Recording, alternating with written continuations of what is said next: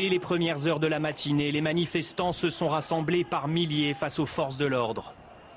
Et les gaz lacrymogènes n'ont pas tardé. La tension est palpable dans les rues d'Athènes. Des milliers de fonctionnaires ou d'étudiants, ils affluent de toutes parts pour convaincre les députés de ne pas voter de nouvelles mesures d'austérité examinées aujourd'hui. Une nouvelle coupe dans les dépenses publiques, hausse des impôts et surtout une vague massive de privatisation dans le pays. Et des mesures sans concession, mais selon le gouvernement, l'unique condition pour le versement de la 5e tranche du prêt accordé l'an dernier par le FMI et la zone euro. Toutes les mesures qui arrivent et celles qui sont déjà en place sont en fait amenées à durer.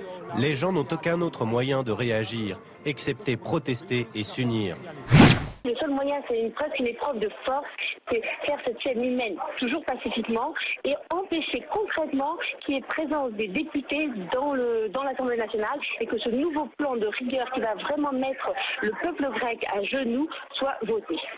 J'ai 25 ans, je ne sais pas de quoi mon avenir sera fait. Je suis très en colère concernant ce qui se passe en Grèce. Si je ne vais pas manifester, qui protestera? La mobilisation est véritablement impressionnante. C'est du jamais vu ici en Grèce, puisque d'un côté, il y a les indignés qui sont depuis ce matin à l'aube devant le Parlement et ils ont été rejoints par les syndicats. L'union fait la force, il y a une véritable marée humaine.